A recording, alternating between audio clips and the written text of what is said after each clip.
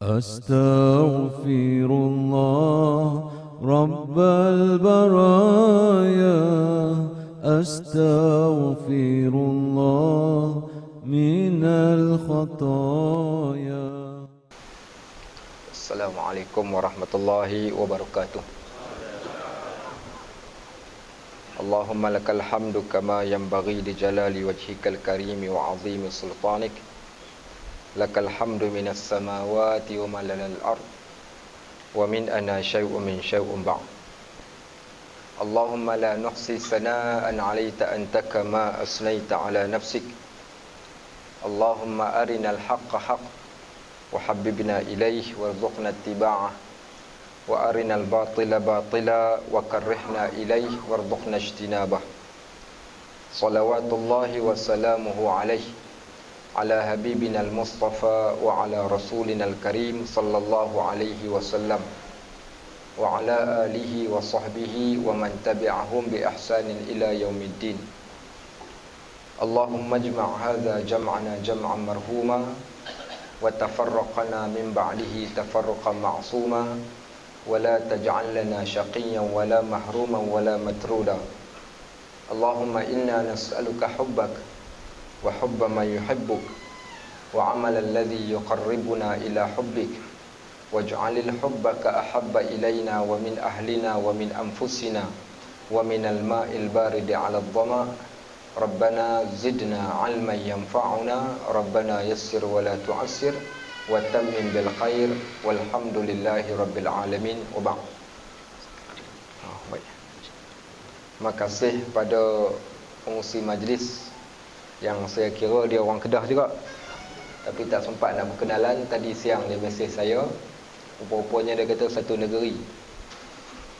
Baik, pengurusi Masjid As-Sabirin, ahli-ahli jawatan kuasanya, tuan imam, pegawai syarak, muslimin dan muslimat, ibu-ibu, ayah-ayah, hadirin dan hadirat, sahabat-sahabat yang dimuliakan Allah Subhanahu wa taala. Alhamdulillah diberikan pada kita kesempatan pada malam ini pada suasana yang amat cantik. Seingat saya untuk musim tahun ini sambutan Maulidur Rasul, ini tempat yang kedua saya datang yang dia orang gunakan bukhur. Betul guna bukhur tadi? Tahu bukhur? Asap kan? Kat masjid ni. Okay, orang Arab panggil bukhur. Seingat saya semalam hari Jumaat saya berada di satu masjid di Bukit Larang. Juga dalam masjid tu diasapkan dengan asap bukhur. Dan bukhur ini di antara dia panggil, kalau terjemah ke bahasa kita ni dia panggil kemenyan. Okey, tapi tuan-tuan jangan duk bayang kemenyan yang orang menurut nombor ekor tu. Yang tu lain. Bukhur orang Arab ni bukhur yang wangi. Kerana dia gunakan di sana satu jenis kayu yang disebut sebagai aud. Aud ni kayu gaharu. Kebiasaan kami ketika berada di Jordan dan setelah saya pergi ke Saudi juga, kami beberapa kali pengalaman ketika bertamu di rumah orang Arab, bau inilah yang kami akan bau. Waktu kita mula-mula sampai di rumah orang Arab ni, apa dia orang akan buat? Sampai dekat depan pintu tak boleh masuk lagi. Macam tadilah dia orang tahan saya, tak bagi saya masuk. Saya ingat ke kenapa? Rupa-rupanya dia ada dia punya protokol dia. Orang Arab pun macam tu. Sebelum nak masuk rumah, dia ada protokol dia. Protokol dia apa? Kena berhenti sekejap. Berhenti sekejap di hadapan pintu. Tuan rumah nanti dia akan bawa datang bukhur. Okey, bukhur ni kemenyan yang dibakar dalam satu bekas, kemudian diletakkan aud gaharu di atasnya. Tuan-tuan, bukan murah. Kalau yang original punya dalam satu botol yang kecil, harganya dalam sekitar $600. Tapi baunya kalau kena pada pakaian memang tak akan hilang. Bau dia sampai basuh pun masih lagi kekal. So bila sampai kat depan pintu ni, dia datang bawa bukhur kemenyan tadi kat depan dalam keadaan berasap. Dan orang yang tahu adat Arab, apa dia akan buat? Dia akan tarik dengan tangan ke badan dia, tarik asap tu. Baik, kalau dia tengok kita ni macam tak berapa nak faham betul-betul, apa dia buat? Dia pula tolak asap tu pergi kat kita. Okey. So jangan lari. Maknanya tunggu dekat situ juga. Sebenarnya dia nak bagi kita wangi. Dan itu di antara salah satu cara memuliakan tetamu. Sebenarnya bukan memuliakan tetamu sahaja, kerana tetamu kita pada malam ini bukan hanya sekadar pada manusia, Allahu a'lam kalau ada jin di antara kita pada malam ni. Tetapi malaikat pasti. Sebab apa saya katakan malaikat itu pasti? Kerana majlis yang kita berada pada malam ini, dia adalah majlis ilmu. Pengurusi sebut tadi, kita datang kerana kita bukan nak katakan kita tak ada ilmu, tak. Saya kira ramai di antara tuan-tuan yang mungkin asatizah di kalangan ustaz-ustaz, tok guru yang alim, bahkan ibu-ibu kita yang mungkin dah belajar banyak. Kita katakan kita mungkin nak update ataupun nak memperingatkan, nak refresh balik tentang ilmu-ilmu berkaitan Nabi SAW. Baik, cerita tentang malaikat ni dia berterbangan ke mana-mana tempat. Ikut suka dia, Allah berikan kebebasan pada malaikat. La ya'sunallaha ma amaruhum. Malaikat ni dia tak ada buat dosa. Wa yaf'aluna ma yu'marun. Malaikat ni kerja dia taat pada setiap perintah Allah. Ada malaikat ni dia berterbangan ke timur, ke barat, ke mana-mana tempat. Kerana dia boleh, satu power yang Allah berikan pada malaikat, dia boleh pergi ke mana tempat yang diperintahkan Allah. Tetapi satu keistimewaan pada malaikat ini, saat ketika mana dia terbang, dia tengok di mana ada tempat, iaitu majlis ilmu, maka malaikat itu akan berhenti. Sebab tu kita katakan majlis kita ni bukan dihadiri oleh kita sahaja, juga dihadiri oleh para malaikat. Saya bukan sebut kerana apa yang saya nampak, tidak, tapi apa yang kami pelajari dan apa yang kami hafal daripada hadis-hadis Nabi sallallahu alaihi wasallam. Kerana kata Nabi sallallahu alaihi wasallam, fa innal malaikata la tad'u ajnihatiha li talibin ilmin ridwan fima yasna. Sesungguhnya para malaikat ni akan meletakkan sayapnya. Makna meletakkan sayap ini, kata muhaddisin ini, pada beberapa keadaan. Yang pertama, maksud dia letakkan sayap, dia letakkan sayap kita sekarang berada di atas sayap para malaikat. Satu. Syarah yang kedua berkaitan malaikat meletakkan sayap, ialah kita berada di bawah, malaikat meletakkan sayap di atas kita, memayungi kita. Dua. Dan makna yang ketiga adalah, iaitu para malaikat macam orang naik motor, dia berhenti motor, dia tarik tongkat, dia turun. So, maksud letakkan sayap tu apa? Dia stop pada tempat yang ada majlis ilmu tadi. Tiga. Yang keempat, makna malaikat meletakkan sayap dan disambung dengan seterusnya, kata Nabi SAW, ridwan fima yasna, adalah malaikat itu mendoakan kepada orang-orang yang berada di dalam majlis ilmu. Dan awas bagi sesiapa yang terutama mereka mungkin tak suka pada majlis ilmu, bahkan tak sudi untuk berada pada tempat ini. Diceritakan satu kitab yang kami baca yang dikarang oleh Al-Imam An-Nawawi rahimahullah. Imam Nawawi menukilkan satu kisah yang pernah berlaku. Seorang lelaki diajak untuk menghadiri satu majlis, iaitu majlis ilmu, dan dibacakan kepada beliau hadis yang saya bacakan kepada tuan-tuan, iaitu para malaikat meletakkan sayapnya.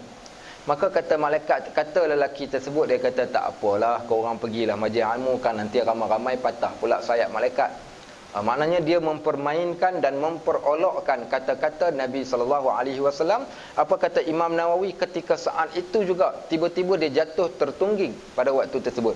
Kerana apa? Celupar mulut ketika dia menyebut perkataan tersebut, seolah-olah macam menghina majlis ilmu yang mana Nabi SAW sebutkan tentang keberadaan malaikat padanya. Baik, disebabkan malaikat ada, maka disunatkan kita beberapa keadaan. Baik, kalau siapa yang pernah membaca di dalam sirah, antaranya Ar-Rahiqul Maktum, ataupun kita membaca sirah Fiqh Sirah An-Nabawiyah yang dikarang oleh Syekh Muhammad Sa'id Ramadan Al-Buti, kita akan jumpa satu kisah. Kisah ketika Nabi SAW sampai ke Madinah. Ketika beliau sampai di Madinah, rumah siapa yang Nabi SAW duduk, sahabat-sahabat? Siapa tahu? Rumah siapa? Siapa boleh jawab, dia boleh balik dulu. Okey. Rumah siapa yang Nabi SAW ni duduk ketika mula-mula sampai di Madinah? Rumah Abu Ayyub Al-Ansari. Rumah Abu Ayyub Al-Ansari. Ketika berada di rumah Abu Ayyub Al-Ansari, kata Abu Ayyub Al-Ansari, dia kata, kami, isteri aku memasak makanan untuk Nabi SAW. Dia memasakkan makanan untuk Nabi. Baik, kemudian dia kata Nabi SAW akan makan makanan tersebut, maka ditinggalkan sebahagian daripada makanan, kemudian ditolakkan kembali kepada kami, dan kami menunggu-nunggu saat tersebut kerana nak jamah dan nak makan pada tempat yang Nabi SAW makan. Nak makan kat tempat yang Nabi makan ni sebab nak ambil berkat daripada tempat tersebut. Tiba-tiba dia kata, satu hari isteri aku memasak makanan. Setelah ditolak makanan tersebut, tiba-tiba Nabi SAW menolak kembali makanan tu. Nabi tolak balik makanan tu, maknanya Nabi SAW tak makan. Sehingga Abu Ayyub Al-Ansari bertanya, ya Rasulullah, kenapakah dikau tidak menjamah makanan yang kami berikan kepada Tuan? Maka kata Nabi SAW, kerana aku dapati di dalam makanan tersebut adanya thum. Orang Arab kalau bahasa pasarnya dia kata tum ataupun thum. Apa dia thum ni? Bawang putih.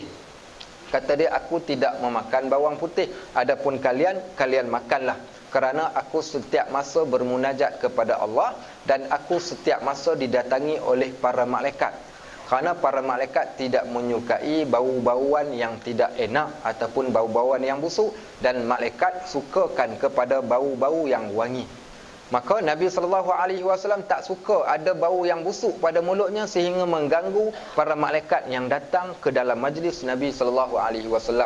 Maka inilah yang kita praktikkan pada hari ini. Bukan saja-saja mungkin tuan-tuan pelik kenapa ada satu bau bila kita masuk kat sini, selain bauan yang harum, sebenarnya juga untuk para malaikat yang sukakan kepada bauan yang harum. Sahabat-sahabat yang dirahmati Allah, kalau sahabat-sahabat pernah membaca tafsir surah At-Tahrim, di sana ada ayat yang pertama daripada surah At-Tahrim, dan kita membaca asbabun nuzul surah At-Tahrim. Satu kisah yang amat menarik. Nabi SAW ketika waktu asar ada sedikit kelapangan. Baginda Rasul SAW ni dia suka akan menziarahi isteri-isterinya. Setiap rumah isteri-isterinya akan diziarahi, dilihat apakah keperluan-keperluannya. Setiap rumah ni dia akan singgah dan ziarah, bertanya khabar isteri-isterinya. Dan kemudian pada malamnya dia akan berada di rumah isteri yang giliran tersebut kena pada isteri tersebut. Baik, dan rumah yang dia suka menziarahi, yang sangat-sangat dia suka, salah seorang daripada ramai-ramai isteri baginda Rasul SAW ni ada seorang bernama Zainab. Zainab radhiyallahu anha ni dia pandai mengambil hati Nabi SAW dalam bab makanan. Dan dia suka menyediakan satu makanan atau minuman yang paling disukai oleh Nabi SAW. Minuman apakah itu? Itulah yang disebut sebagai al-asal, madu lebah. Maka Nabi SAW setiap asar dia akan singgah di rumah Zainab. Zainab akan menghidangkan kepada Nabi SAW madu lebah. Ibu-ibu kita nak bagi suami sayang, hidangkan madu. Tapi madu lebah, bukan madu yang lain. Okey, baik. Tapi kalau madu yang lain pun saya kira mungkin bertambah sayang kau dah. Okey. Baik, so dihidangkan madu, Nabi SAW minum madu. Bila Nabi SAW pulang ke rumah Aisyah Ummul Mukminin radhiyallahu anha, Aisyah ni dia perempuan, dia rasa juga cemburu. Jadi apa dia buat? Dia buat satu taktik. Dia kata kepada Nabi SAW, ya Rasulullah, akhazta asafir? Wahai Rasulullah, adakah engkau telah minum minum nira. Tahu nira? Orang Kedah banyak nira ni apa? So kalimah asafir, ya Rasulullah aqasta asafir, wahai Rasulullah, adakah engkau telah minum nira ke ya Rasulullah? Kata Nabi SAW, tak, aku minum madu. Tapi aku dapati mulut engkau berbau busuk ya Rasulullah. Aisyah kata mulut Nabi SAW berbau busuk. Nabi SAW amat tak suka satu perkataan, iaitu perkataan busuk disebut dan ada kaitan dengan diri baginda Rasul SAW. 2-3 malam yang lepas kami ceramah di Masjid Batang Tiga, Masjid Al-Aminin. Saya ceritakan bagaimana tuan-tuan mungkin pernah tengok cerita Piramli Musang Berjanggut, bukan? Bila Tok Mufti pi salam, dapat salam dengan puspa wangi. Apa berlaku dekat Tok Mufti? Tok Mufti kata, wanginya puspa wangi. Bila dapat salam dengan tangan puspa wangi, pasal wangi. Yang tu cerita bohong saja. Tapi kalau siapa yang baca sirah Nabi SAW, para sahabat ni amat suka kalau kulit mereka ni dapat bersentuhan dengan kulit baginda Rasul SAW, sama ada dalam keadaan dipeluk, dapat bertemu kulit ke kulit, dapat bersalam ataupun dapat berdekatan dengan Nabi SAW. Jadi Nabi SAW ni juga suka menyentuh para sahabat. terutama kanak-kanak, para sahabat-sahabat yang lain. Di antara tempat yang Nabi SAW biasa sentuh adalah selain daripada bersalam, sebagaimana di dalam riwayat, Nabi SAW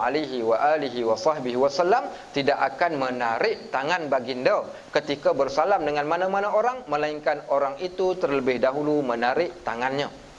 Baik, yang istimewanya lagi adalah ketika mana Nabi SAW bersalam dengan mereka, maka setelah mereka tarik tangan mereka, maka bauan yang wangi yang ada pada tubuh badan Nabi SAW itu akan berada pada tangan mereka, sehingga ada di antara para sahabat yang membalut tangannya kerana tak nak bau tadi itu hilang. Sehingga ada yang menyimpan tangan di dalam baju mereka kerana bau yang terdapat melekat pada tangan mereka pada waktu tersebut. Macam cerita Tok Mufti dapat salam dengan puspa wangi. Tu Nabi SAW. Siapa yang baca kisah Ummu Salamah, salah seorang isteri Nabi SAW, Ummu Salamah, apa yang berlaku kepada Ummu Salamah? Ummu Salamah ni satu ketika Nabi SAW sedang tidur. Ketika Nabi SAW sedang tidur, dan pada waktu tersebut cuaca yang panas sehingga menyebabkan tubuh badan Nabi SAW mengeluarkan peluh. Dan peluh yang keluar pada tubuh badan Nabi SAW, peluh yang amat wangi dan peluhnya berbau, iaitu peluhnya berbau kasturi, misk, berbau kasturi. Apa yang Ummu Salamah buat? Ummu Salamah lapkan peluh tu tadi, dicelupkan di dalam air, diperahkan di satu tempat. Dilap lagi pula, bila dia tengok ada peluh lagi, dia lap pula, kemudiannya pula dicelup dalam air, diperahkan di dalam satu bekas. Kemudian Nabi SAW tersedar dan bertanya kepada Ummu Salamah, "Ya Ummu Salamah, ma biki, apa yang kau buat wahai Ummu Salamah kepada belakang aku?"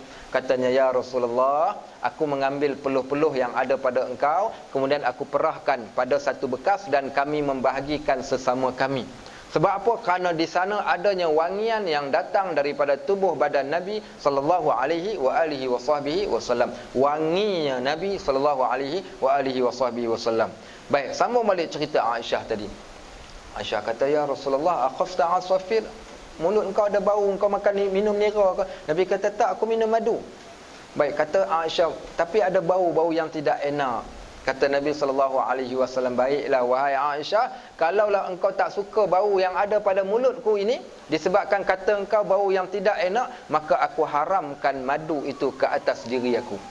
Allah Subhanahu Wa Taala tak suka Nabi SAW mengharamkan sesuatu benda yang halal, maka Allah turunkan ayat, ya ayuhan nabi, wahai nabi, wahai Muhammad, lima tuharrimu ma ahallallahu bik tabtaghi mardata azwajik.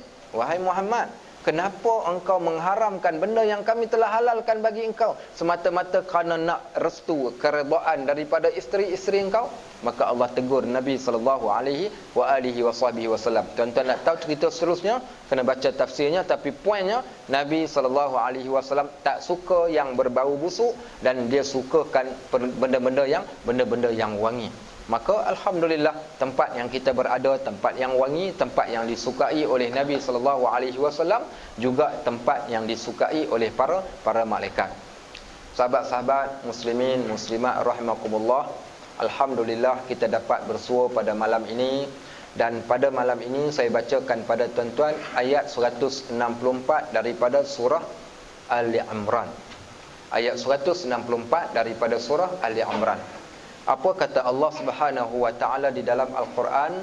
"Walaqad mannallahu 'alal mu'minin." Allah Subhanahu Wa Taala telah memberikan kepada orang-orang yang beriman itu satu anugerah. Apakah anugerahnya? Iz, ketika ba'atha fihim rasulan min anfusihim, ketika Allah telah membangkitkan seorang rasul daripada mereka, iaitu di kalangan orang Arab.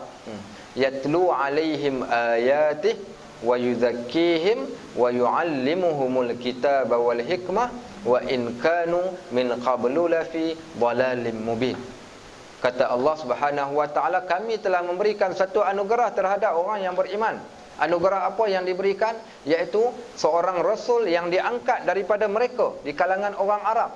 Dan rasul ini membacakan kepada mereka ayat-ayatnya, iaitu ayat Al-Quran. Wa yuzakkihim, dia menyucikan mereka daripada kekufuran. Wa yuallimuhumul kitab, bahkan dia mengajarkan juga kepada mereka tentang Al-Quran, membaca dan mengajarkan Al-Quran. Kemudian wa yuallimuhumul kitaba wal hikmah, juga mengajarkan kepada mereka tentang hikmah. Wa in kanu min qablu lafi dhalalin mubin, sedangkan mereka sebelumnya berada dalam keadaan kesesatan. Ayat ini menceritakan bagaimana Nabi SAW itu ada satu anugerah yang Allah berikan kepada kita. Sehingga kalau dilihat di sana apakah anugerah yang diberikan Allah kepada kita ini, Umar Al-Khattab radhiyallahu an, dia telah menyebut, dia kata ada dua benda yang amat besar Allah telah berikan kepada kita manusia di atas bumi ini. Dia kata, dan dua nikmat ini, dia kata satu nikmat ni telah terangkat, baki tinggal lagi satu saja lagi. Tuan-tuan, ada dua nikmat yang besar Allah Subhanahu Wa Taala telah berikan kepada manusia di atas bumi ini. Dua nikmat, satu nikmat telah diangkat, baki tinggal satu lagi. Apakah nikmat, dua nikmat ini, dan apakah nikmat yang diangkat tersebut? Kata Allah Subhanahu Wa Taala di dalam Al-Quran, wa ma kana Allahu liyu'adzibahum, dan tidaklah Allah Subhanahu Wa Taala akan mengazab ke atas manusia, ke atas mereka manusia-manusia pada waktu tersebut dan pada waktu sekarang. Wa anta fihim, ketika engkau berada bersama-sama dengan mereka, wahai Muhammad. Maknanya dengan ketibaan Nabi SAW, kebangkitan Nabi SAW, Allah menahan azab daripada turun berbanding dengan umat-umat yang terdahulu daripadanya. Kita lihat apa yang berlaku kepada umat Nabi Nuh AS, umat Nabi Ibrahim, umat Nabi Hud, umat Nabi Saleh, dan umat Nabi-Nabi yang lain. Mereka telah ditimpakan malapetaka dan azab daripada Allah. Tetapi untuk umat Nabi Muhammad SAW, Allah menahan azab itu daripada turun, dan tidak diturunkan azab sebagaimana azab umat-umat yang terdahulu kepada Nabi SAW. Bila? Ketika Nabi SAW masih hidup. Ketika Nabi SAW masih hidup, tidak ada seorang pun, bahkan Allah tidak turunkan azab secara terus sebagaimana umat yang terdahulu. Dan inilah nikmat yang Allah berikan melalui Nabi SAW kepada umat manusia. Tetapi kata Umar Al-Khattab radhiyallahu an, Nabi SAW telah pun wafat. Bila Nabi SAW telah pun wafat, bila-bila masa saja azab boleh diturunkan kepada manusia. Tetapi sebahagian daripada ulama mengatakan kita masih lagi boleh menahan azab itu daripada turun. Bagaimana dengan caranya? Dengan memperbanyakkan selawat ke atas Nabi sallallahu alaihi wa alihi wa sahbihi wasallam. Baik, sahabat-sahabat yang dirahmati Allah, saja jelah nak tanya, lalang dah datang ni, tak tahu bila pula boleh datang, bukan? Saya nak tanya sahabat-sahabat, apa hukum selawat ke atas Nabi sallallahu alaihi wasallam yang tadi tuan-tuan pakat duk selawat? Siapa nak jawab? Apa hukum selawat ke atas Nabi SAW? Apa hukum dia? Wajib ke? Sunat ke? Harus ke? Wajib. Okey. Ayahanda kita kata wajib. Ada lagi jawapan yang lain? Ada jawapan selain daripada yang wajib? Ada siapa nak kata sunat? Ada tak sunat? Tak ada. Wajib semua. Selawat hukumnya wajib. Kalau hukumnya wajib, tak selawat hukumnya berdosa ni. Kalau kita katakan wajib, so wajib ke sunat? Okey, sunat pula. Oh, tadi kata wajib, sekarang dah pindah jadi sunat pula. Siapa yang jawab wajib tadi, kejap lagi dia makan nasi separuh pinggan saja. Pasal betul separuh. Siapa yang kata sunat pun juga makan nasi separuh pinggan juga. Pasal dia betul separuh saja. Habis tu apa jawapan yang betul? Ada tempat yang wajib, ada tempat yang sunat. Baik, kat mana tempat yang wajib dalam berselawat ni? Wajib berselawat yang pertama waktu khatib duduk kat atas mimbar ni. Rukun khutbah yang pertama dan kedua adalah berselawat ke atas Nabi SAW. Ketika pada khutbah pertama juga pada khutbah yang kedua, wajib berselawat ke atas Nabi SAW. Itu wajib yang pertama. Wajib yang kedua pula, bila hukum berselawat ke atas Nabi SAW ni, wajib yang kedua ketika kita dalam solat. At-tahiyyatul mubarakatus salawatut tayyibatu lillah. Assalamu alayka ayyuhan nabi wa rahmatullahi wa barakatuh. assalamu alaina wa ala ibadillahis salihin, sampai kepada Allahumma salli ala sayyidina Muhammad wa ala ali sayyidina Muhammad. Hukum selawat di situ adalah rukun solat, tak boleh ditinggalkan. Dia termasuk rukun qauli. Tinggal tak sah solat kita. Wajib tak? Wajib. Baik, dua wajib dah. Wajib yang ketiga, bila pula wajib yang ketiga ni? Iaitu saat ketika mana kali pertama kita mendengar orang berselawat ke atas Nabi SAW. So jangan duk jadi kedekut sangat, maka jawablah selawat tersebut dengan menjawab Allahumma salli ala sayyidina Muhammad. Maka kita jawab apa? Boleh dijawab dengan pelbagai sallallahu alaihi ataupun sallallahu ala alihi wasahbihi wa baraka wasallam dan sebagainya. Baik, so di sana hukumnya menjawab bagi kali pertama mendengar, hukumnya juga adalah wajib. Tempat-tempat yang lain dihukumkan sunat. Saya pernah cerita di satu tempat, berlaku satu ketika saya ambil subjek sirah an-nabawiyah waktu kami berada di Syria dahulu. Saya hafal, kami belajar sirah, kami kena hafal daripada kulit ke kulit ni. 2 minggu sebelum exam ni saya dah start dah menghafal ni satu ni. Satu hari exam, masuk exam. Bila masuk exam kita pun jawab siap. Kemudian hantar paper. 2 minggu lagi keluar keputusan, ditampal dekat whiteboard. Saya pun pergi tengok. Bila tengok keputusan, nama Muhammad Fadhil Nur 78. Kita pun seronok kawan kita. Muhammad Luqmanul Hakim berapa pula? Tengok jawab dia 60 lebih. Saya kata biasa. Tengok pula nama saya, mana dia? Muhammad Najib bin Qasim, markah kosong. Hai, saya dapat kosong tuan-tuan. Saya kata Muhammad Fadhil, Muhammad Luqman dengan saya ni, saya kata aku pandai sikit kot daripada dia orang ni. Pasal apa aku dapat kosong, dia orang dapat lebih daripada aku? Tapi yang saya tak puas hati, pasal apa kosong? Sekurang-kurangnya kalau saya dapat 10 pun saya terima, 20 kita terima, tapi kenapa kosong? Tanya kawan kata pilah jumpa Syekh, tanya tengok pasal apa dapat kosong, teruk sangat ni kalau kosong ni. Mungkin paper saya hilang ke tak sampai kat tangan dia. Jadi pergi tanya, Assalamualaikum ya Syekh. Alaina wa alaikumussalam. Fadal. Ishfi, shu bidak ente? Dia tanyalah bahasa Arab. Nak apa? Bidi syufak, saja datang nak jumpa engkau. Mishan ish, kenapa nak datang jumpa? Mishan ata'akkad. Syu bidak tata'akkad. Aku datang ni nak cek, tengok, nak pastikan. Nak pastikan apa dia tanya? Mishan alamati fil imtihan, markah aku kat dalam exam. Ish mushkilatak, yani ish fi alamatak, apa masalah markah engkau? Ana syuftu fil lawha alamati safar. Saya kata aku dah tengok dekat whiteboard, markah kosong. Hadha hak, dia kata. Hak ni maksudnya ni hak engkau lah. Dia kata itu kau punya markah, maka kau terimalah. Saya kata astaghrabtu. Saya kata kat dia, aku rasa pelik. Wallahi arid, saya dah baca wa raja'tu wa hafiztu kaza wa kaza. Aku dah hafal dah, aku dah baca dah, aku dah ulang kaji dah. Bas istaghrabtu, aku rasa pelik. Lish hasaltu ala safar, pasal apa aku dapat kosong ya Syekh? Dia kata bidak ta'rif, lish hasal ta'ala safar, kau nak tahu pasal apa kau dapat kosong? Tayyib, ta'al, asyufak. Dia kata mai duduk kat depan, aku nak cerita, ulak, aku nak bagi tahu kau. Baik, dia pun kata, dia buka. Syu ismak, apa nama kau? Muhammad Najib. Dia pun beletir kat saya, harap nama je Muhammad. Dia kata, kenapa dia marah sangat kat aku ni? Duduk sekejap. Dia kata bidak ta'rif, lish hasal ta'ala safar, kau nak tahu kenapa kau dapat kosong? Saya kata, lakan. Ni slang orang Syria punya cakap. Orang Syria dia cakap macam orang Kelantan, dia ada lenggok dia.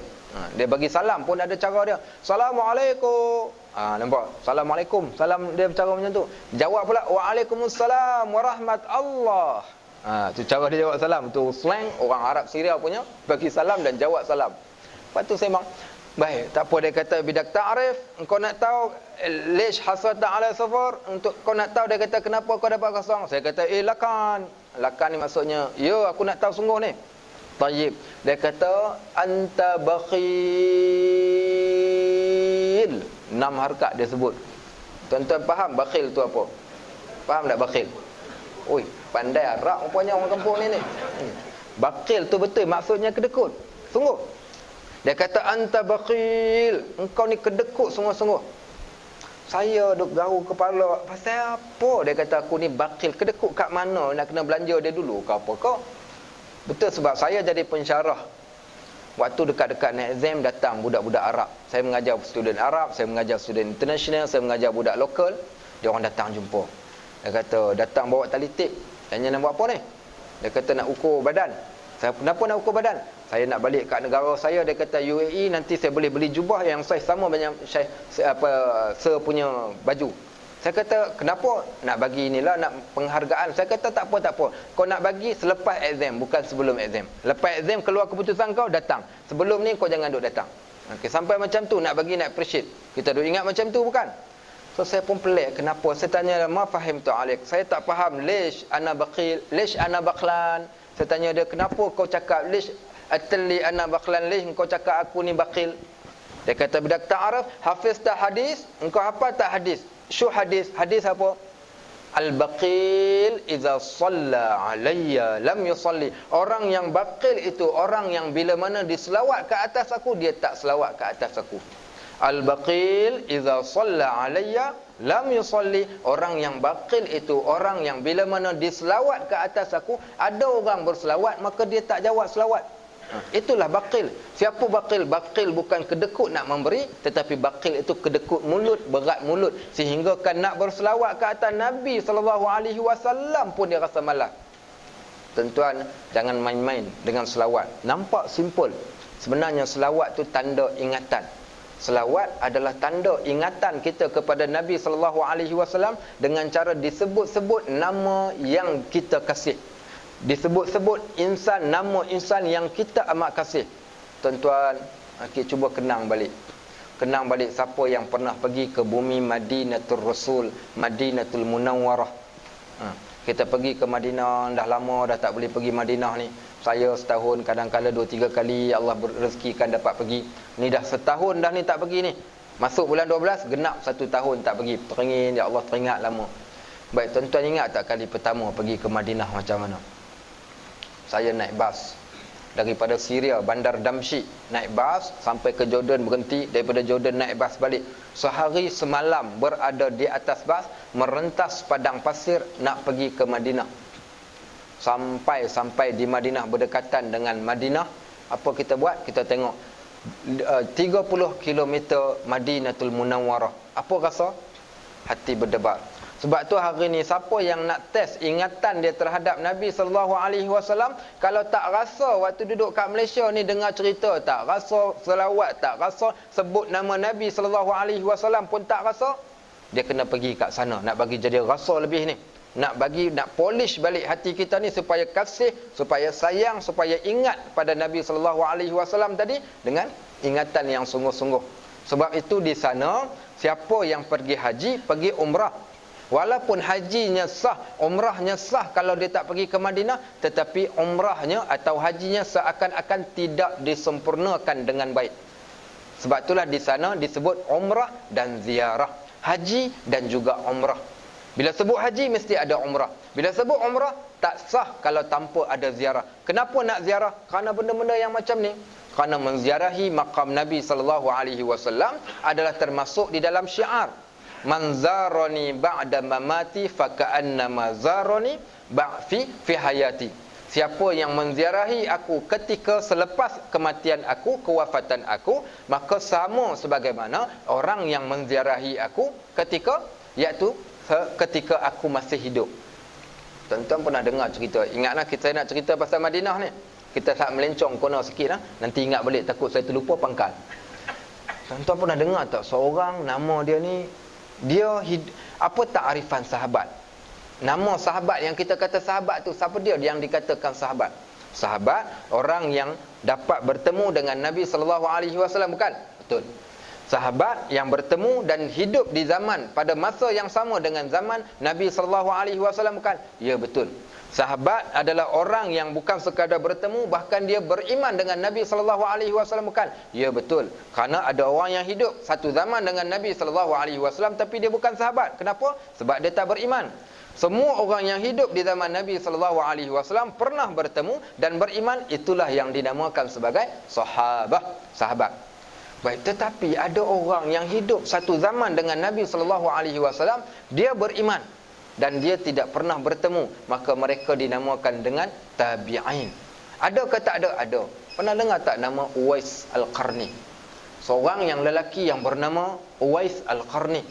Uwais Al-Qarni ini tidak dikenali di bumi, tetapi dikenali di langit, dikenali oleh ahli langit. Walaupun di bumi dia tidak dikenali. Kenapa dia sampai begitu sekali? Kerana dia di antara orang yang teramat kasih, mencintai Nabi SAW dengan cinta yang sungguh-sungguh, sehingga kan kita katakan dia teringin nak jumpa Nabi. Dia duduk di Yaman, Nabi SAW berada di Madinah, minta izin dekat mak dia. Dia jaga mak dia yang dah tua. Dia kata, mak teringin nak jumpa Nabi SAW. Orang balik daripada Madinah datang cerita, pergilah Pe'ah. Dia kata, kami pergi Madinah, seronoklah Madinah. Madinah ni tenang, kurma murah bukan main. Kurma ajuk aku beli dapat 40 rial. Kawan tu beli 60 rial dekat Mekah, aku dapat 40 rial, aku beli 40 kilo balik ke Melaka. Contoh cerita, dia orang cerita seronok Madinah ni. So orang balik duk cerita dekat Uwais ni, cerita seronoknya mereka dapat bertemu dengan Nabi SAW. Tuan-tuan, seronok ke dapat bertemu dengan Nabi? Seronok tak? Seronok tuan-tuan. Kita baca cerita kisah tabi'in. Tabi'in dia datang jumpa Abdullah ibnu Mas'ud. Tabi'in ni dia orang datang daripada jauh, jarak perjalanan yang amat jauh ni, semata-mata nak dengar cerita pasal Nabi SAW. Sama macam malam ni, tuan-tuan tahu ni, hak datang ni bukan semua daripada kampung Kelam ni. Ada datang daripada Kerubung, ada saya tengok muka 2-3 orang daripada Duyung pun ada, daripada Bukit Katil pun ada, daripada Air Keruh pun ada ni hak dalam majlis kita ni. Sebagitulah juga dengan para tabi'in, mereka sanggup bersusah payah datang daripada tempat yang jauh semata-mata nak dengar cerita pasal Nabi SAW. Agak-agak ada pahala tak? Sudah pastilah ada pahala. Baik, ketika sampai bertemu dengan Abdullah ibnu Mas'ud. Kenapa Abdullah ibnu Mas'ud? Tuan-tuan, kalau saya tanya satu soalan kepada tuan-tuan, siapakah orang yang kali pertama, orang yang pertama dipukul disebabkan kerana Al-Quran? Tuan-tuan tahu siapa dia? Abdullah ibnu Mas'ud. Abdullah ibnu Mas'ud tu dia sahabat pertama yang dipukul disebabkan Al-Quran. Kita pun pernah kena pukul juga, tapi ada orang pertama yang pernah dipukul. Ceritakan pada anak-anak kita, ayah pukul hang ni bukan pasal apa? Pasal hang tak boleh baca Quran, aku nak bagi hang reti Al-Quran, pasal tu hang pukul. Tuan-tuan, di atas kepala saya ni ada satu bekas. Bekas-bekas apa ni? Bekas ni saya kena tikam, kena toreh. Siapa yang toreh kepala saya ni? Bapak saya toreh. Toreh dengan apa? Toreh dengan duri landak. Pasal apa duri landak tu kan kita buat penunjuk, bukan? Saya dah baca Quran dekat mak saya. Tiap-tiap malam saya kena baca dengan 2 orang. Mula sekali mak saya, lepas mak saya, bapak saya pula. Mak saya lepas, sambung pula dekat bapak saya. Dia tegur saya dari segi bunyi makhraj huruf. Tegur salah. Dia geram sangat. Apa benar sangat hang ni? Orang Kedah kata benar. Dia kata apa yang benar sangat hang ni? Dia kata aku dah ajak banyak kali dah tak boleh-boleh juga. Dia tarik penunjuk tu, dia letak kat atas kepala, dia bagi muncung sikit kat ujung tu, dia peng, dia bagi kat atas kepala. Berdarah ni, darah meleleh kat pipi, jatuh kat atas Quran. Tak berhenti, suruh baca lagi sampai boleh. Tu orang zaman dahulu. Saya terima kasih, sangat-sangat syukur bapak saya buat kat saya macam tu. Kalaulah dia tak buat kat saya macam tu, mungkin kita hari ni buta Al-Quran sebagaimana ramai di kalangan orang Islam yang tak reti baca Al-Quran pada hari ni. Sampai macam tu, Abdullah ibnu Mas'ud orang pertama yang dipukul sebab Al-Quran. Pasal apa? Ketika Umar Al-Khattab masuk Islam, dia jadi berani sebab Umar kuat. Apa dia buat? Dia pergi lari ke rumah Darun Nadwah, rumah kelab musyrikin Mekah pada waktu tersebut. Dia pergi baca surah Ar-Rahman. Kemudian keluar Abu Jahal, tempeleng dia waktu tersebut. Tak cukup dengan tempeleng, dipukul dia orang beramai-ramai.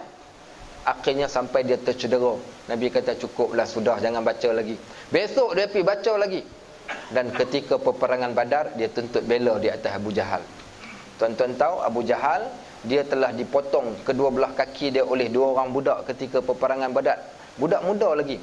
Budak tu pergi tanya Osman, ya pakcik, mana satu Abu Jahal? Osman tunjuk tu, duduk kat atas unta tu. Dia orang pergi pegang sabit ni. Seorang ambil sebelah kaki, dua-dua orang dia orang putuskan kedua belah kaki Abu Jahal. Abu Jahal jatuh tergolek pada waktu tersebut. Dia orang ingat Abu Jahal dah mati.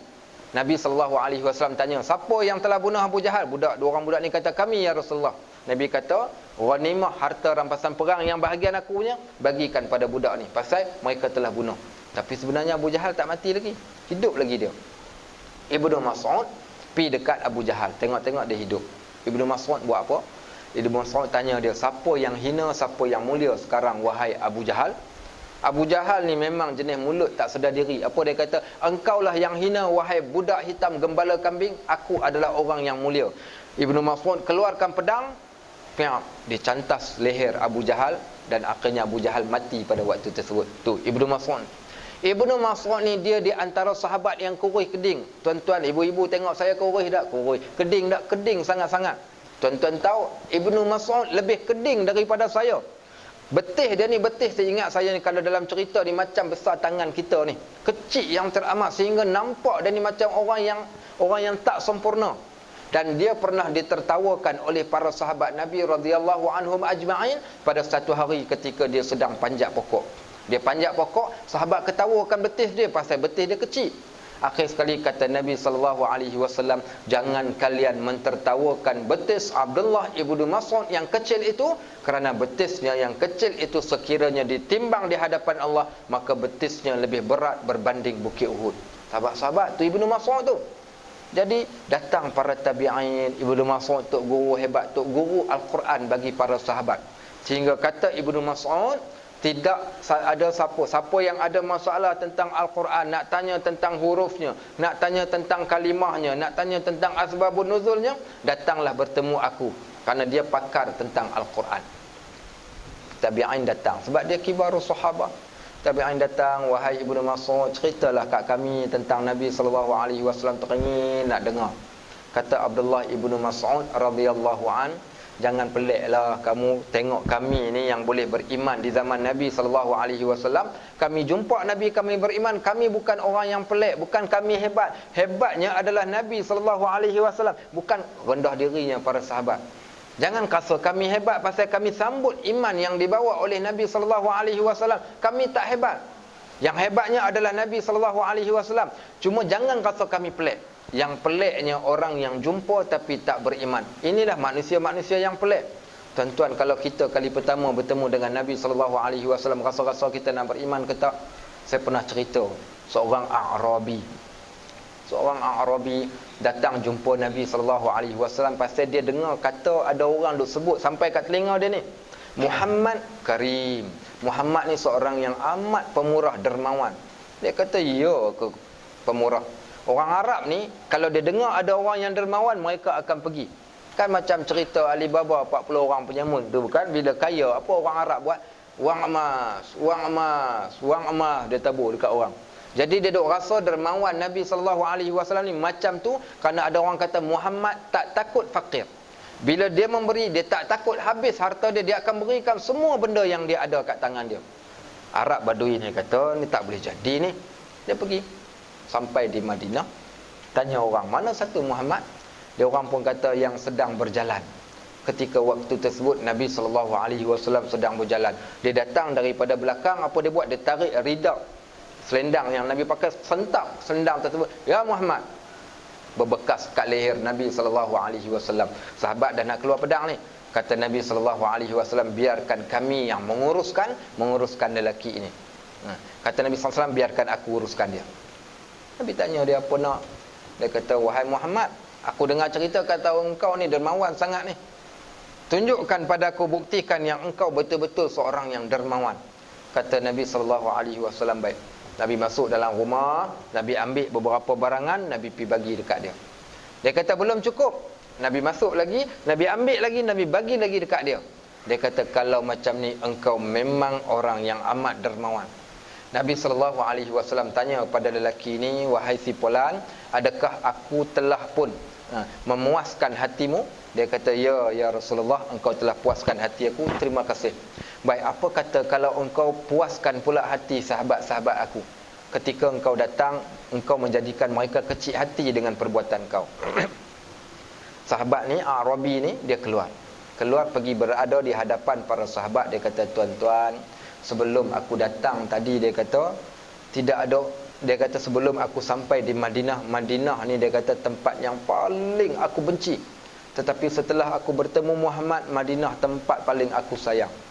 Sebelum aku tiba di Madinah ni, dia kata Muhammad orang paling aku benci.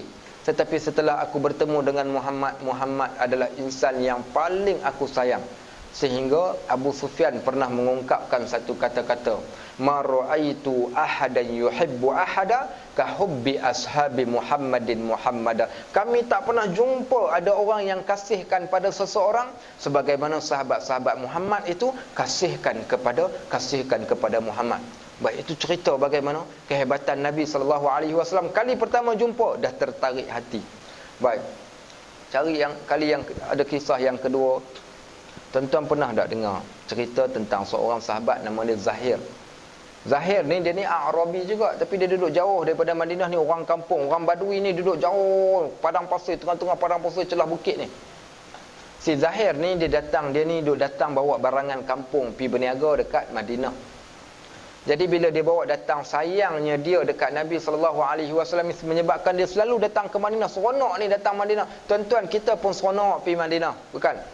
Dia datang ke Madinah, bila setiap kali dia datang, dia bawa satu hadiah untuk Nabi SAW. Lihat bagaimana adab mereka waktu tersebut. Mereka beradab, bawa hadiah sampai dia berikan hadiahnya kepada Nabi SAW. Kata Nabi, ya Zahir, anta badiyatuna wa nahnu hazirukum.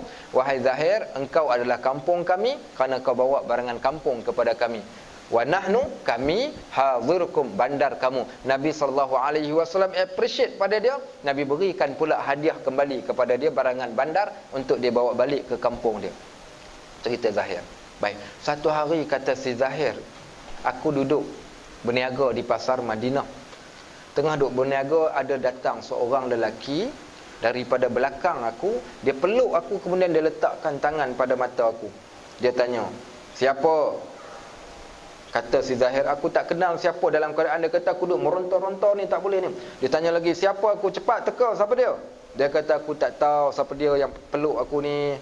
Akhir sekali dia kata, lelaki tersebut melepaskan tangannya, aku pun menoleh ke belakang. Siapa dia yang peluk dia? Nabi SAW. Tuan-tuan, kalau dapat kita pelukkan Nabi SAW, bukan? Sebagaimana para sahabat. Sebab itulah kita nak teringin sangat. Sukanya kita bila dengar kisah-kisah yang sebegini rupa. Ceritalah.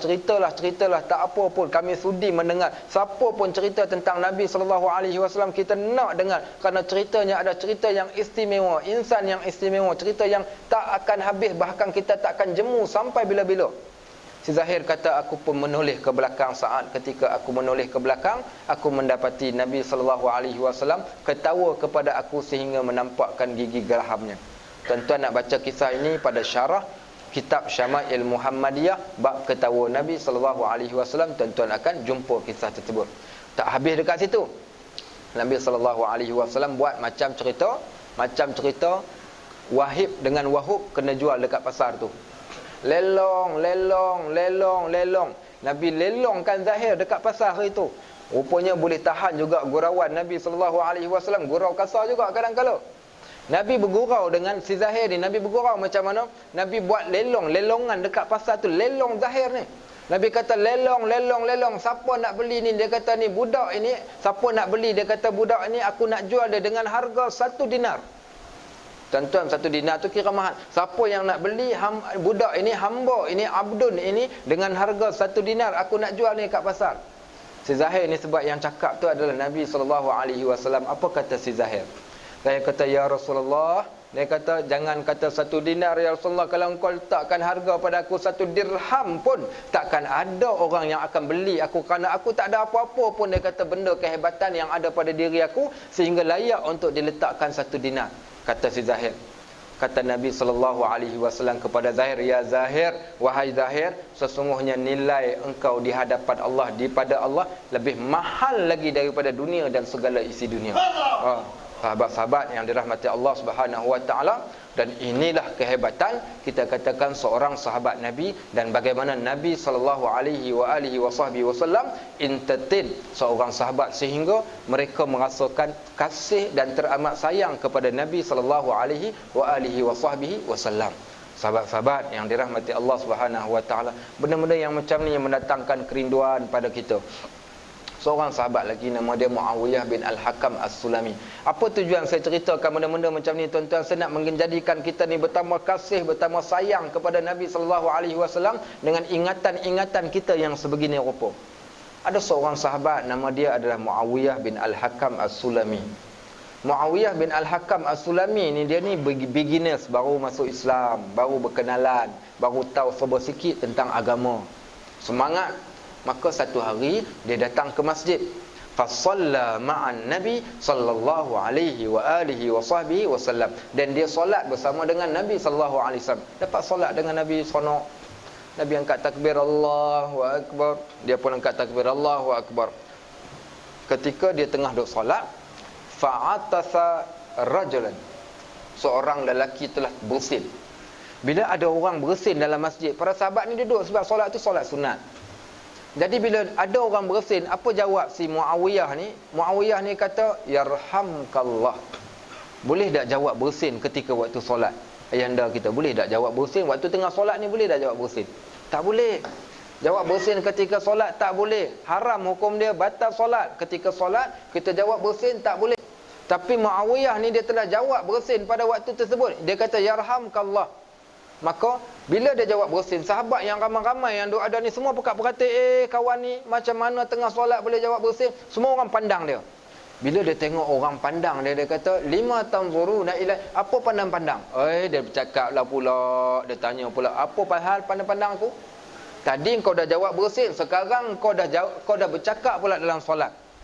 Orang Arab ni bila dia marah dekat seorang ni, kalau kita kata macam ni, ingat-ingat, siap engkau. Orang Arab dia macam lain. Dia yang pertama, dia buat macam tu tangan dia. Siap engkau. Antaranya dia tepuk paha, dia tepuk paha, menunjukkan kau naas, sekejap lagi engkau akan kena dengan kami, sekejap lagi engkau akan kena dengan kami. Itu syarat orang Arab bila dia tepuk paha. Dia kata mereka yazribuna faqidahum, mereka masing-masing duk pukul paha mereka. Pandang aku, pukul paha, menunjukkan dia kata aku rasa aku lepas ni tak berdapat lagi dah jumpa mak aku. Dia kata mesti aku kena belasah punya. Tak apalah, dia pun teruskan solat. Falamma sallama Rasul sallallahu alaihi wa alihi wasallam, ketika Nabi mengucapkan salam, assalamualaikum warahmatullahi, assalamualaikum warahmatullahi, apa berlaku? Pada waktu tersebut Nabi sallallahu alaihi wasallam panggil dia, ya Muawiyah. Nabi pegang bahu dia, Nabi kata, la as-salat, inna salata la tasihhu bi kalamin nas. Solat ni tak boleh bercakap. Fa inna salata hiya takbir wa tasbih wa qiraatul Quran. Solat adalah takbir, solat adalah tasbih, solat adalah bacaan Al-Quran. Tak boleh jawab, tak boleh bercakap-cakap. Dan kata Muawiyah, dia kata wala syatamani wala darabani wala qaharani. Dia kata baiknya Nabi SAW, dia kata dia tak pukul aku, dia tak marah dekat aku, dia tak cerca aku, dia tak tengking aku. Dan aku tak pernah jumpa orang yang sebaik Nabi SAW yang menjadikan aku bertambah kasih kepada dia. Walaupun kali pertama jumpa, bertambah kasih, rasa seronoknya ketika mereka dapat bertemu dengan Nabi SAW. Itulah para sahabat, untungnya mereka. Bila mereka jumpa Ibnu Mas'ud, seronoklah kamu. Kata Ibnu Mas'ud, jangan rasa kami pelik, sebab kami dapat bertemu dan kami beriman. Pasal siapa pun jumpa, dia mesti beriman. Yang pelik jumpa tak beriman. Dan di sana ada manusia yang paling pelik. Siapakah yang paling pelik? Mereka-mereka yang tidak pernah pun bertemu Nabi SAW, tetapi mereka mampu untuk beriman. Siapakah mereka? Kita yang ada di akhir zaman pada hari ini. Sebab tu perlu majlis-majlis yang sebegini diceritakan tentang Nabi SAW. Baik tuan-tuan, kalaulah diberikan keizinan pada kita, lau kana bainana, kalau Nabi SAW ada dengan kita pada malam ni. Ini bukan betul, kalau ada betul-betul dengan kita pada malam ni. Dan dia datang, dia kata pada kita, okey, saya nak tanya dulu imam kita. Okey, dia datang, dia tanya. Okey, dia kata minta apa yang kau nak minta, aku akan pohonkan pada Allah. Nak minta apa? Nak minta apa? Nabi tanya ni, Nabi tanya nak minta apa. Kalau Nabi tanya, Nabi datang dan Nabi tanya kita nak minta apa, mintalah. Nak minta apa? Malu nak minta? Minta apa? Sebut. Nak minta apa? Cakap sikit. Okey. Nak minta apa? Cakap. Tak apa, cakap. Okey. Nak minta apa? Nak minta apa? Tak apa, minta. Nak minta. Rasa tak layak. Okey, baik. Baik. Tuan Imam kata dia rasa malu nak minta sebab rasa tak layak pun untuk nak meminta. Satu sifat yang baik, merendah diri. Okey, tapi kalau mungkin ada orang yang nak minta apa? Haji nak minta apa? Haji Senin nak minta apa? Saya pastikan apa yang Imam tadi sebut sebagai Allah dan mohon pada Nabi sallallahu alaihi wasallam jadi syafaat asma. Minta Minta syafaat daripada Nabi. Tuan-tuan, Haji Senin kata saya nak minta syafaat daripada Nabi sallallahu alaihi wasallam sebab kita tahu kita tak mampu buat. Kita tak sebaik sahabat-sahabat yang sebelum daripada kita mengharapkan syafaat daripada Nabi sallallahu alaihi wasallam. Tapi tuan-tuan tahu satu kisah pernah berlaku. Saya suka cerita kisah ni. Kat mana-mana tempat pergi saya suka cerita kisah ni. Kisah seorang sahabat nama dia Abu Faris. Abu Faris ni dia ni qadam kepada Nabi sallallahu alaihi wasallam. Dia kata abitu ma'an Nabi sallallahu alaihi wasallam.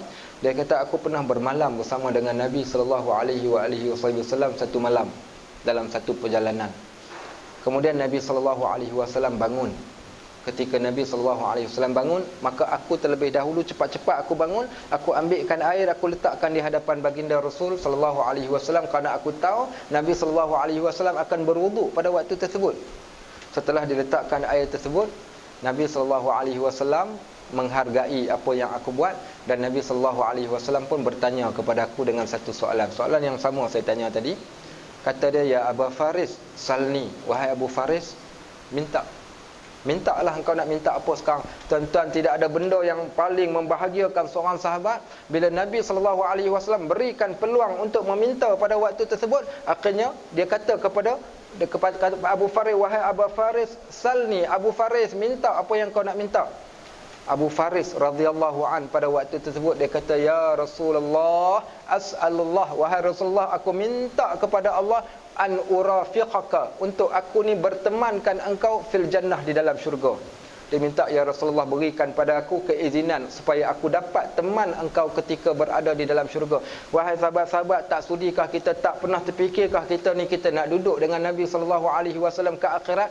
Pernah tak kita terfikir kita nak jumpa Nabi sallallahu alaihi wasallam ke akhirat? Dan tahu ke tidak, kita bukan sekadar kita akan merangkak pergi cari Nabi sallallahu alaihi wasallam ke akhirat, bahkan Nabi sallallahu alaihi wasallam akan cari kita di mana sekalipun tempat kita ketika kita berada di padang mahsyar untuk syafaat beliau kepada umatnya.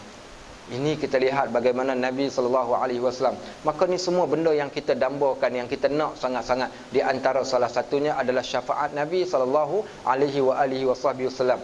Cuma yang kita takut saat ketika kita pergi ke akhirat, kita kata, ya Rasulullah, ana min ummatik ishfi'ni, wahai Rasulullah, aku ni umatmu ya Rasulullah, berikan syafaat engkau kepada aku.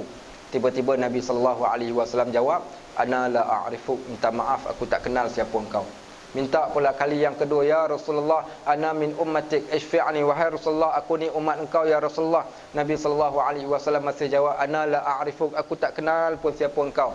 Minta pula kali yang ketiga, ya Rasulullah, ana min ummatik ishfi'ni, wahai Rasulullah, aku ni umat engkau ya Rasulullah, berikan syafaat engkau. Nabi sallallahu alaihi wasallam masih lagi menjawab, ana la a'rifuk, aku tak kenal pun siapa engkau. Tuan-tuan, macam mana keadaan kita kalau Nabi sallallahu alaihi wasallam tak kenal kita? Macam mana cara kita nak bagi Nabi sallallahu alaihi wasallam kenal? Agak-agak Nabi kenal tak kita? Kalau kita ni, saya nak tanya, minta maaf cakap, saya nak tanya kat sini, siapa yang dia hafal dalam dada dia ni ada satu hadis, sila angkat tangan.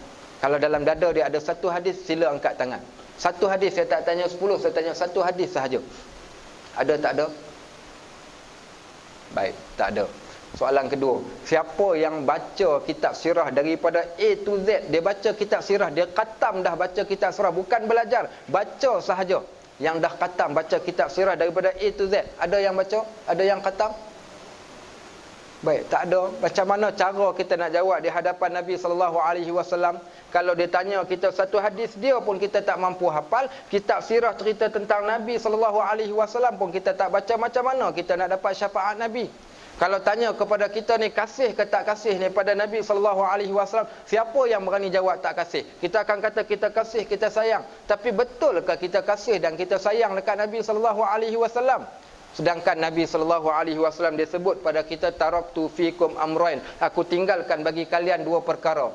Ma in tamassaktum bihi ma lan tadhillu min ba'di. Kalau kamu pegang dengan dua benda ini, kamu takkan sesat sampai bila-bila.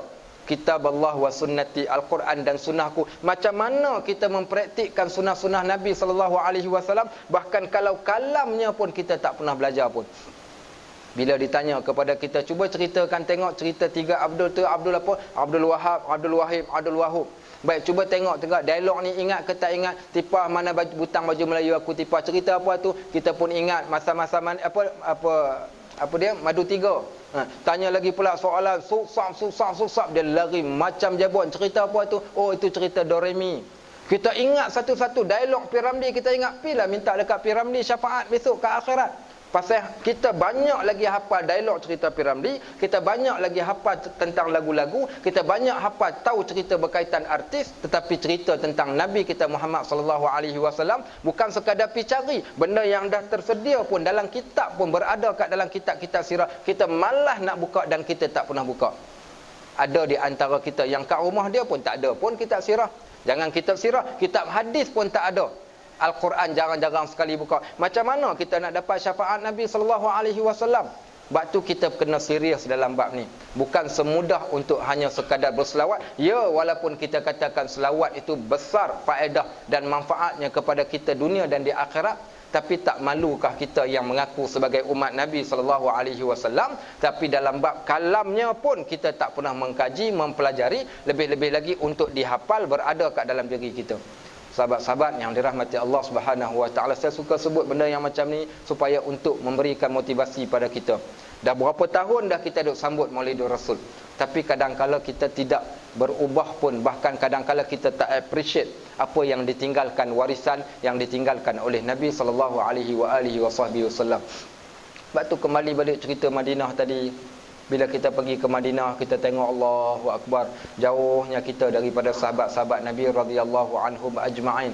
Tuan-tuan tahu bagaimana para sahabat mereka mempertahankan Nabi SAW. Cerita tentang Talhah bin Ubaidillah meletakkan badan dia kat bawah, ya Rasulullah, naiklah ke atas belakangku ya Rasulullah. Untuk Nabi nak panjat naik ke atas bukit tu, dia letakkan belakang dia. Kemudian tak cukup dekat itu, apa dia buat? Dia jadikan tubuh badan dia benteng kepada tubuh badan Nabi SAW.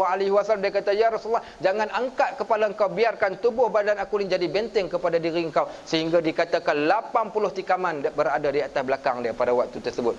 Mus'ab bin Umar putus kedua-dua belah tangan, sanggup pegang bendera dengan dipeluk pada leher dan dada dia waktu tersebut. Dua belah tangan dah putus dah ni.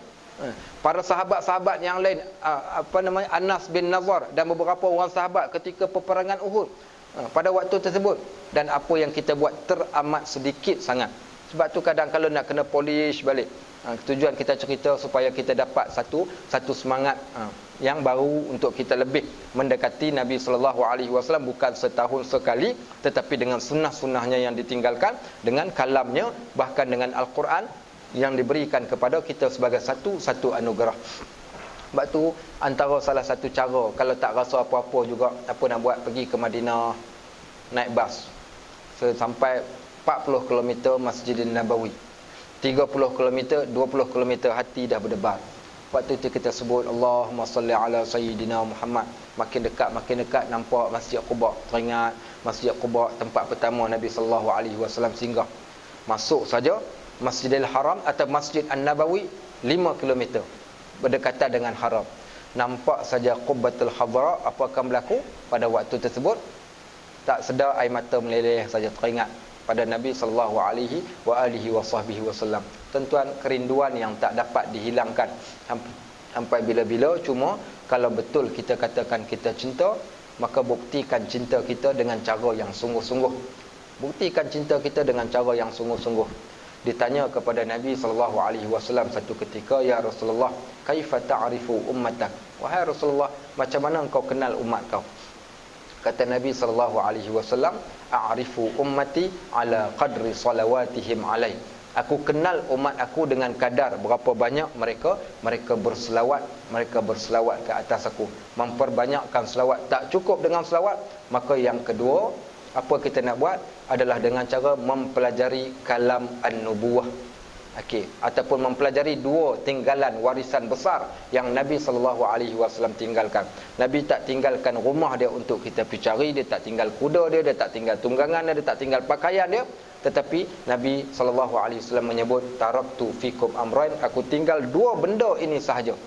Ma in tamassaktum bihima, sekiranya kamu berpegang, lan tadhillu min ba'di, kalian takkan sesat. Kitab Allah, Al-Quran wa sunnati. Dan yang terakhir kata Nabi SAW,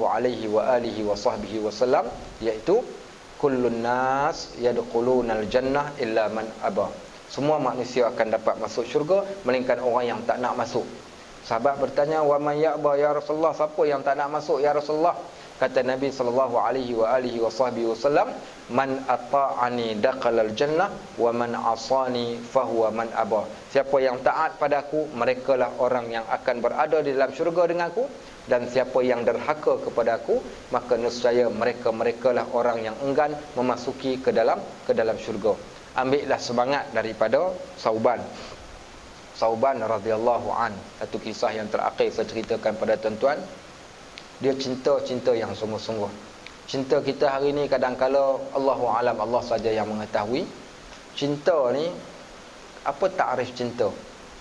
Hubbuka li syai' ta'abbudahu. Cinta kita pada sesuatu, kita akan memperhambakan diri pada yang dicinta. Imam Ghazali dia masuk dalam kitab dia Mukashifatul Qulub, satu tajuk Hubbur Rasul, cinta Nabi SAW. Bila dia cerita tentang cinta Nabi ni, dia letakkan satu kisah Laila dengan Majnun. Pernah tak ibu-ibu kita dengar kisah Laila dan Majnun? Kisah Laila dan Majnun ni satu kisah yang luar biasa tentang cinta. Majnun lelaki, Laila perempuan. Majnun ni nama dia asalnya adalah Qais.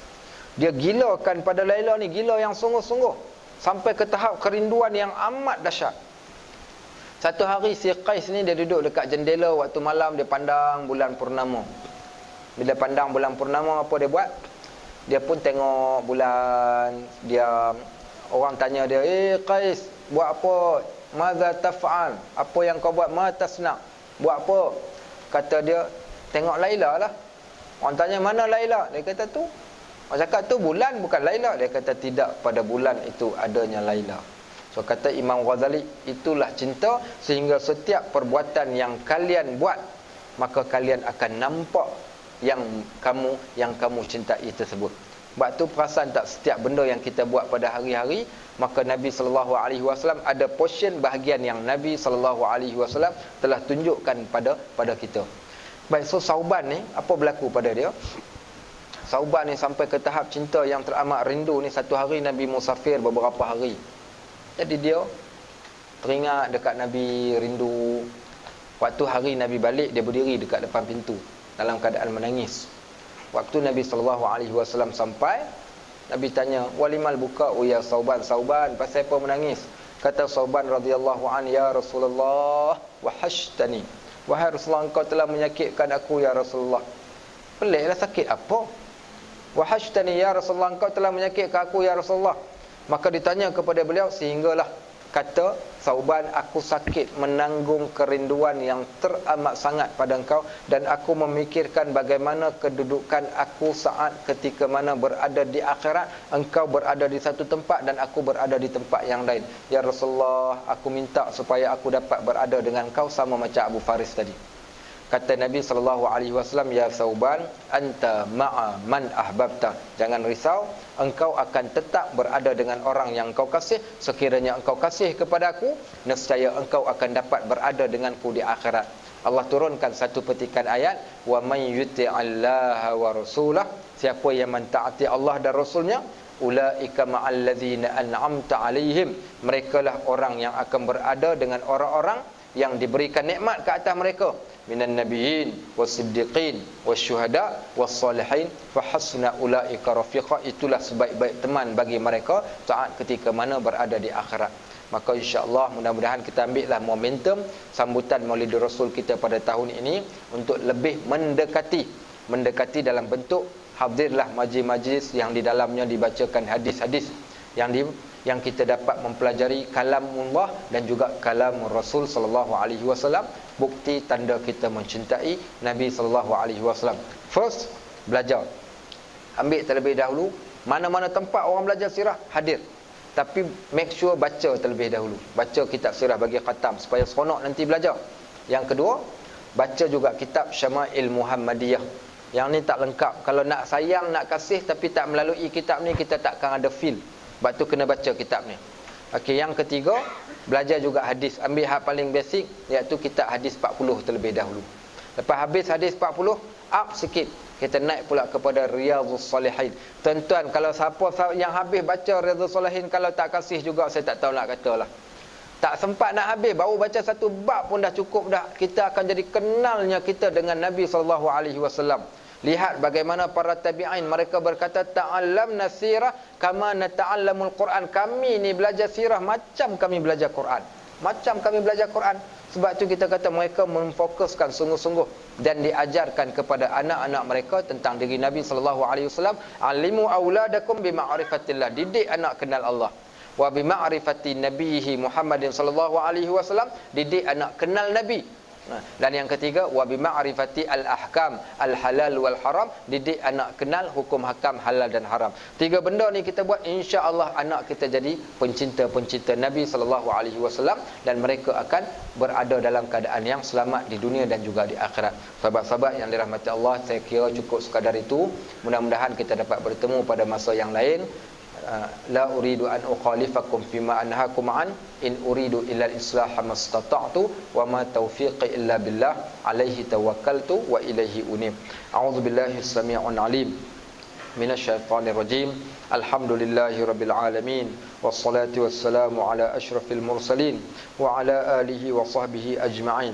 Allahumma taqabbal minna innaka antas sami'un 'alim waghfir dhanbana innaka antat tawwabur rahim. اللهم يا أرحم الراحمين ويا أكرم الأكرمين ويا مجيب السائلين ويا ذا الجلال والإكرام ولا حول ولا قوة إلا بالله العلي العظيم. اللهم إنا نسألك حبك وحب من يحبك وعمل الذي يقربنا إلى حبك واجعل الحب كأحب إلينا ومن أهلنا ومن أنفسنا ومن الماء البارد على الظمأ. Allahumma ya arhamar rahimin wa ya akramal akramin wa ya mujibas sailin. Ya Allah, ya arhamar rahimin, di antara kami ada yang lemah, ya Allah, Engkau kuatkanlah mereka, ya Allah. Di antara kami ada yang jahil, Engkau alimkanlah mereka, ya Allah.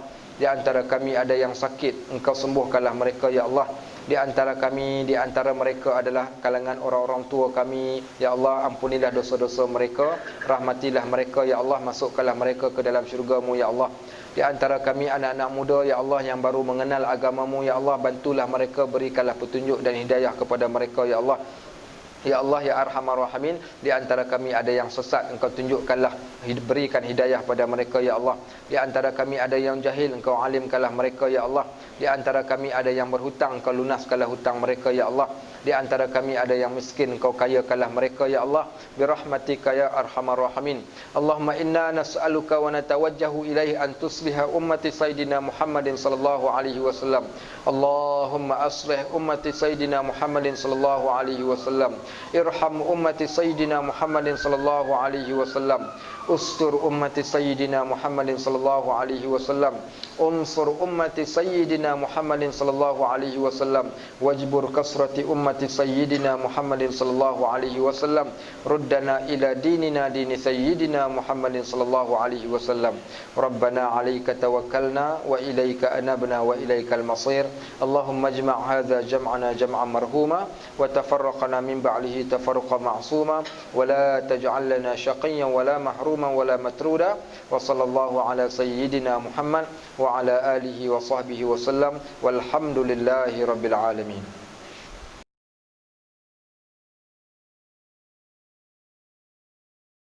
Astaghfirullah Rabbal baraya, astaghfirullah minal khataya.